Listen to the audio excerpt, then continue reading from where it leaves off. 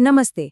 आज के इस खास एक्सप्लेनर में हम कुछ ऐसा डिस्कस करने वाले हैं जो सीधे हमारी रोजमर्रा की जिंदगी और हमारी किचन से जुड़ा है।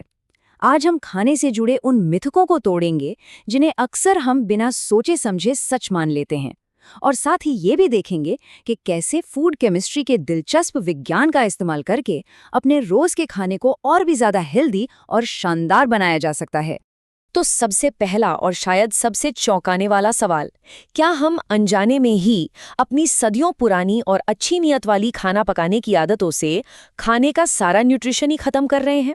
मतलब ये सोचना भी थोड़ा अजीब लगता है ना, लेकिन इसके पीछे का साइंस समझना सच में बहुत दिलचस्प है। तो आज के हमारे इस एक्सप्लेनर का रोड मैप कुछ ऐसा रहेगा। पहले हम अपनी पारंपरिक आदतों पर फिर से विचार करेंगे, फिर खाने में छिपे ज़रूरी न्यूट्रिएंट्स को अनलॉक करने का तरीका देखेंगे। उसके बाद हम कार्ब्स और डाइजेशन को हैक करेंगे और आखिर में मॉडर्न किचन साइंस की बात करेंगे।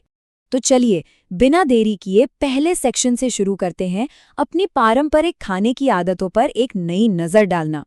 हम सबने बचपन से सुना है कि बादाम भिगोकर और छीलकर खाने चाहिए, राइट? लेकिन साइंस कुछ और ही कहता है। असल में बादाम को भिगोने से उसके बहुत से जरूरी न्यूट्रिएंट्स पानी में ही बह जाते हैं। जब तक कि किसी के दांत बहुत कमजोर ना हो और उन्हें नरम बादाम की जरूरत ना हो, तब तक ये भिगोना और छीलना सिर्फ एक्स्ट्रा मेहनत है। इससे कहीं ज्यादा स्मार्ट तरीका है उन्हें सीधा फ्रीजर में रखना। इससे उनके सारे फायदे बचे रहते हैं और आप जब चाहें उन्हें सीधा स्नैक की तरह खा सकते हैं। अब बात करते हैं मिलेट्स की, यानी हमारे मोटे अनाज। ये सच में किसी सुपरग्रेन से कम नहीं है। इनका जो मॉलिक्यूलर स्ट्रक्चर है ना, वो इतना खास है कि ये शरीर में बहुत धीरे धीरे पचते हैं और इसी वजह से ये हमारे ब्लड शुगर को एकदम स्टेबल रखने में कमाल का काम करते हैं। लेकिन यहाँ हम एक बड़ी गलती कर बैठते हैं। हम इन मिलेट्स को पीसकर एकदम बारीक आटा बना देते हैं और यहीं गड़बड़ हो जाती है। ऐसा करने से इनका फाइबर पूरी तरह टूट जाता है और वो जो धीरे पचने वाला फायदा था ना, वो बिल्कुल खत्म हो जाता है। फिर ये शरीर में एकदम रिफाइंड मैदे की तरह बर्ताव करते हैं और ग्लूकोज लेवल को अचानक से बढ़ा देते हैं।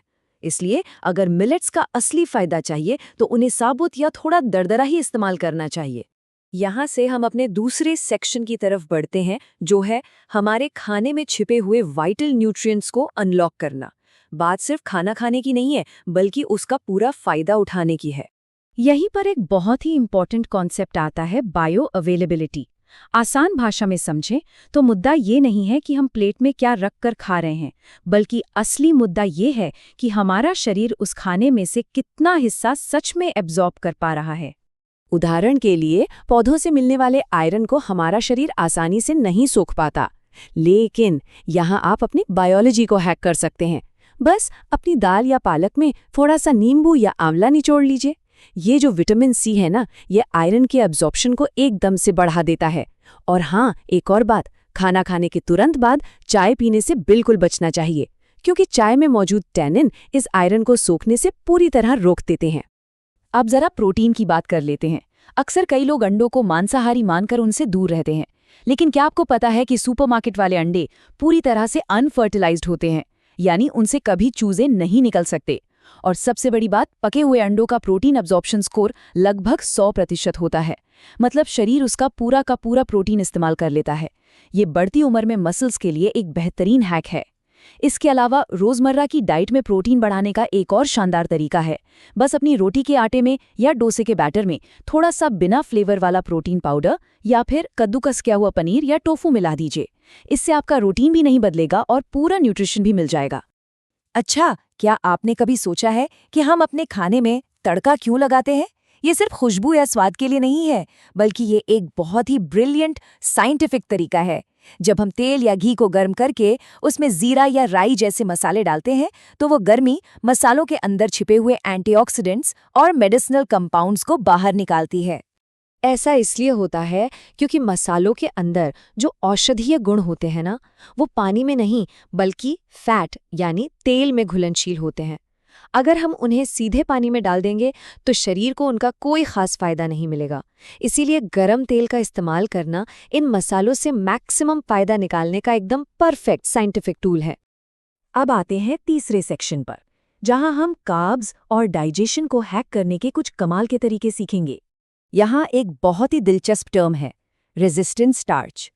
ये एक ऐसा प्रोसेस है जहां पके हुए कार्बोहाइड्रेट्स सचमुच एक तरह के प्रीबायोटिक फाइबर में बदल जाते हैं। फिर ये हमारी छोटी आंत में पचने के बजाय सीधा हमारे पेट के गुड बैक्टीरिया का खाना बन जाते हैं। और सबसे अच्छी बात, ये ब्लड शुगर को अचानक से स्पाइक नहीं होने देते। और इसे करने का हैक बहुत ही आसान है। बस पके हुए चावल या आलू को रात भर के लिए फ्रिज में रख दीजिए। ऐसा करने से उनका केमिकल स्ट्रक्चर पूरी तरह बदल जाता है। अगले दिन जब आप इन्हें खाएंगे तो ये आपके ब्लड शुगर को बिल्कुल भी नहीं बढ़ाएंगे। डायबिटीज को मैनेज करने का ये कितना शानदार और आसान तरीका है ना। ठंडे खाने को लेकर जो एक डर बना हुआ है, साइंस उसे पूरी तरह गलत साबित करता है। अब एक और आम समस्या पर बात करते हैं। क्या कभी ऐसा लगा है कि दाल खाने के बाद पेट फूलने लगता है या गैस हो जाती है? अक्सर बड़े बुजुर्गों को ये परेशानी होती है। लेकिन क्या इसका असली कारण दाल को खुले बर्तन में पकाने का हमारा पारंपरिक तरीका हो सकता है? जी हाँ, बिल्कुल। खुले बर्तन में पकाने से दाल के कड़े फाइबर और जो एंटी न्यूट्रिएंट्स होते हैं वो वैसे ही रह जाते हैं। इसके बजाय अगर हम प्रेशर कुकर का इस्तेमाल करें तो उसका ज़्यादा तापमान उन एंटी न्यूट्रिएंट्स को पूरी तरह खत्म कर देता है। नतीजा, दाल पचने में बहुत आसान हो जाती है, बिना किसी गैस या भारीपन के। और हमारा शरीर उससे मिलने वाले प्रोटीन को भी कहीं बेहतर तरीके से अब्जॉर्ब कर पाता है। और अब हमारा चौथा और आखिरी सेक्शन, मॉडर्न किचन साइंस को खुले दिमाग से अपनाना। सोशल मीडिया पर अक्सर ये डराया जाता है कि माइक्रोवेव या एयर फ्राई से कैंसर होता है, लेकिन साइंस कहता है कि ये बातें बिल्कुल बेबुनियाद हैं। सच तो ये है कि माइक्रोवेव सूरज की रोशनी से भी कम एनर्जी का इस्तेमाल करते हैं और पूरी तरह से सेफ हैं। बल्कि खुले बर्तन में खाना उबालने की तुलना में माइक्रोवेव हमारे खाने के ज़रूरी विटामिन्स, खासकर बी और सी, को बहुत अच्छे से बचा कर रखते हैं। अंत में एक बात हमेशा याद रखनी चाहिए कि अच्छी सेहत के लिए कन्वीनियंस यानी सुविधा बहुत ज़रूरी है। अगर कोई आदत सुविधाजनक है तभी हम उसे लंबे समय तक अपना पाएंगे। इन मॉडर्न उपकरणों का सुरक्षित रूप से इस्तेमाल करके हम किचन में घंटों गैस के सामने खड़े रहने से बच सकते हैं, और जो समय बचता है वो हम अपने परिवार के साथ सुकून से बिता सकते हैं। असली सेहत यही तो है। तो इस एक्सप्लेनर को खत्म करते हुए मैं एक सवाल छोड़ना चाहता हूँ। क्या साइंस पर आधारित ये छोटे छोटे बदलाव हमारे खाने के स्वाद और परंपराओं से समझौता किए बिना हमारे खाना पकाने के तरीके को हमेशा के लिए बेहतर बना सकते हैं? बिल्कुल बना सकते हैं। बस थोड़े से स्मार्ट हैक्स अपनाइए और ये बड़ा बदलाव खुद महसूस कीजिए। आज की इस चर्चा में जुड़ने के लिए बहुत बहुत शुक्रिया।